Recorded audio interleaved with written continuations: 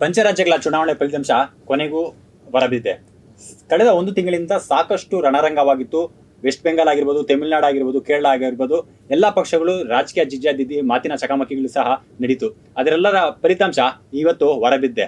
ಸಾಕಷ್ಟು ಸಮೀಕ್ಷೆಗಳು ಹೇಳಿದಂತೆ ಫಲಿತಾಂಶ ಕೂಡ ಇರೋದ್ರಿಂದ ಅಷ್ಟೊಂದು ಕುತೂಹಲ ಇಲ್ಲದೆ ಇದ್ದು ಕೂಡ ತಮಿಳುನಾಡು ಮತ್ತು ಕರ್ನಾಟಕದಲ್ಲಿ ಸಾಕಷ್ಟು ಚರ್ಚೆ ಆಗಿದ್ದಂಥ ವಿಷಯಗಳು ಮತ್ತೆ ಫಲಿತಾಂಶದ ಮೂಲಕ ಯಾವ ರೀತಿ ವಿಶ್ಲೇಷಣೆ ಆಗ್ತಾ ಇದೆ ಅಂತ ನೋಡ್ಬೋದು.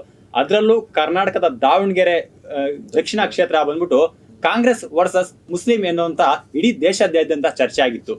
ಆದರೆ ಇವತ್ತು ಫಲಿತಾಂಶದ ಮುಖಾಂತರ ದಾವಣಗೆರೆಯಲ್ಲಿ ಮತ್ತೆ ಕಾಂಗ್ರೆಸ್ ಗೆಲ್ಲುವ ಮುಖಾಂತರ ಕಾಂಗ್ರೆಸ್ ಮತ್ತೆ ಮುಸ್ಲಿಂ ನಡುವಿನ ತಿಕ್ಕಾಟ ಏನೇ ಇದ್ರು ಅದು ಹೊರ ಮಾತುಕತೆ ಅಷ್ಟೇ ಆಗಿರುತ್ತದೆ, ಫಲಿತಾಂಶದಲ್ಲಿ ಯಾವುದೇ ಬದಲಾವಣೆ ಆಗಲ್ಲ ಅನ್ನುವಂತಹ ಒಂದು ಉತ್ತರ ಜನ ಕೊಟ್ಟಿದ್ದಾರೆ.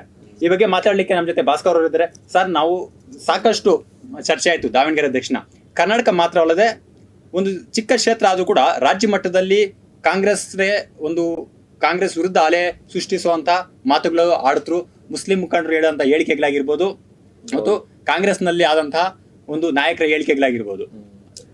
ಚುನಾವಣೆ ನಡೀತಾ ಇದ್ದಂಗೆ ವಜಾ ಮಾಡೋದ್ರ ಮುಖಾಂತರ ದಾವಣಗೆರೆಯಲ್ಲಿ ಏನೋ ಒಂದು ಆಗೋಗಿದೆ ಅನ್ನೋಂಥರ ವಾತಾವರಣ ಸೃಷ್ಟಿಯಾಗಿದೆ. ಆದ್ರೆ ಇವತ್ತು ಫಲಿತಾಂಶ ಬಂದಿದೆ. ಈ ಫಲಿತಾಂಶನ ನೀವು ಹೇಗೆ ನೋಡ್ತೀರಿ ಸರ್? ಅಂದ್ರೆ ಈ ರಾಜ್ಯದಲ್ಲಿ ಎರಡು ಉಪಚುನಾವಣೆ, ಒಂದು ಬಾಗಲಕೋಟೆ ಮಗದೊಂದು ಈ ದಾವಣಗೆರೆ ದಕ್ಷಿಣ ವಿಧಾನಸಭಾ ಕ್ಷೇತ್ರ.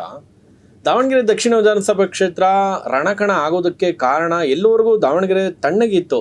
ಯಾವಾಗ ಜಮೀರ್ ಅಹಮದ್ ಖಾನ್ ಅವರು ದಾವಣಗೆರೆಗೆ ಕಾಲಿಡ್ತಾರೆ ಆ ಕ್ಷಣದಿಂದ ದಾವಣಗೆರೆ ರಣಕಣ ಆಗೋದಕ್ಕೆ ಸ್ಟಾರ್ಟ್ ಆಗುತ್ತೆ. ಸುನಿಲ್, ನೀವು ಅಬ್ಸರ್ವ್ ಮಾಡಿರ್ತೀರಿ. ಅದಕ್ಕೆ ಎಸ್ ಮಲ್ಲಿಕಾರ್ಜುನ್ ಅವರು ಏಕವಚನದಲ್ಲಿ ಜಮೀರ್ ಅಹಮದ್ ಖಾನ್ ಅವರ ವಿರುದ್ಧ ಏಕವಚನದಲ್ಲಿ ವಾಗ್ದಾಳಿ ನಡೆಸ್ತಾರೆ. ಅವನ್ಯಾರು ಇಲ್ಲಿಗೆ ಬರೋದಕ್ಕೆ, ಅವನಾರು ನನ್ನ ಕ್ಷೇತ್ರದ ಬಗ್ಗೆ ಮಾತನಾಡೋದಕ್ಕೆ ಅಂತೇಳಿ ಅದನ್ನ ಸಮರ್ಥನೆ ಸ್ವತಃ ಇದೇ ಜಮೀರ್ ಮಾಡ್ಕೊಡ್ತಾರೆ.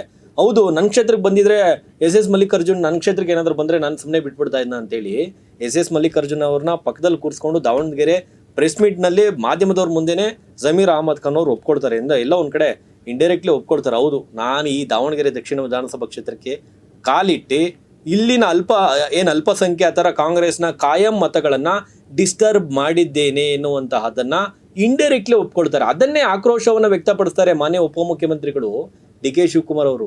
ಯಾಕೆ ಇರ್ಲಾರ್ದೆ ಯಾಕೆ ಹಿಂಗ್ ಮಾಡ್ಕೊಂಡ್ರು ಇವರು ಜಮೀರ್ ಅಹಮದ್ ಖಾನ್ ಅವರು ಅಂತೇಳಿ ಅಸಮಾಧಾನ ಹೊರಗಾಗ್ತಾರೆ. ಎಲ್ಲೋ ಒಂದ್ ಕಡೆ ಡಿಸ್ಟೆನ್ಸ್ ಮೇಂಟೈನ್ ಮಾಡ್ತಾರೆ ಜಮೀರ್ ಅಹಮದ್ ಖಾನ್ ಅವರು. ಅದಕ್ಕೆ ಸಬೂಬ್ ಕೊಡ್ತಾರೆ. ಇಲ್ಲ, ನನಗೆ ಕೇರಳಗೆ ಉಸ್ತುವಾರಿ ಕೊಟ್ಬಿಟ್ಟಿದ್ದಾರೆ, ಅಂದ್ರೆ ಕೇರಳ ಚುನಾವಣೆ ನೋಡ್ಕೊಳ್ಳೋದಕ್ಕೆ ನನಗೆ ಬಿಟ್ಬಿಟ್ಟಿದ್ದಾರೆ, ನಾನು ಅದಕ್ಕೆ ದಾವಣಗೆರೆ ಕಡೆ ಬರೋಕ್ಕಾಗ್ತಾ ಇಲ್ಲ ಅಂತೇಳಿ ಅಲ್ಲೊಂದಷ್ಟು ಕಾರಣಗಳನ್ನ ಕೊಡ್ತಾರೆ. ಏನೇ ಕಾರಣಗಳನ್ನ ಕೊಟ್ಟರು ಕೂಡ ಇಲ್ಲಿ ನೋಡಿ ಕಾಂಗ್ರೆಸ್ಗೆ ಸ್ಪಷ್ಟವಾದಂಥ ಒಂದು ಸಂದೇಶ ಇವತ್ತು ಏನು ರವಾನೆ ಆಗಿದೆ ಅಂದರೆ ಡಿ ಕೆ ಶಿವಕುಮಾರ್ ಅವರು ಕೂಡ ಅದನ್ನೇ ಎಲ್ಲೋ ಒಂದು ಕಡೆ ತೊಡೆ ತಟ್ಟಿ ಹೇಳಿದ್ರ ಗೊತ್ತಿಲ್ಲ. ರಿಸಲ್ಟ್ ಅದನ್ನ ಸಾರಿ ಹೇಳ್ತಾ ಇದೆ. ನಮಗೆ ಅಲ್ಪಸಂಖ್ಯಾತರ ಮತಗಳು ಅನಿವಾರ್ಯವಲ್ಲ, ನಮಗೆ ಅಲ್ಪಸಂಖ್ಯಾತರ ಮುಸಲ್ಮಾನರ ಮತಗಳು ಅನಿವಾರ್ಯವಲ್ಲ, ಆದರೆ ಅಲ್ಪಸಂಖ್ಯಾತರ ಮತಗಳ ಭಿಕ್ಷೆಯಿಂದಲೇ ನೀವು ಇಲ್ಲಿವರೆಗೂ ಗೆಲ್ತಾ ಬಂದಿದ್ದೀರಿ ಅನ್ನುವಂಥದ್ದನ್ನ ಬಹಳ ನೇರವಾಗಿ ಕಾಂಗ್ರೆಸ್ ನಾಯಕರುಗಳಿಗೆ, ಈ ರಾಜ್ಯ ಕಾಂಗ್ರೆಸ್ಗೆ ಬಹಳ ನೇರವಾಗಿ ಅಲ್ಪಸಂಖ್ಯಾತರ ಮುಖಂಡರುಗಳು ಏನು ಕಾಂಗ್ರೆಸ್ ನಾಯಕರ ವಿರುದ್ಧ ವಾಗ್ದಾಳಿಯನ್ನ ನಡೆಸಿದ್ರು. ಇಲ್ಲ, ನೀವು ಈ ಬಾರಿ ಕೊಡ್ಲೇಬೇಕು, ಅಲ್ಪಸಂಖ್ಯಾತರಿಗೆ ಟಿಕೆಟ್ ಕೊಡಬೇಕು ಅಂತೇಳಿ.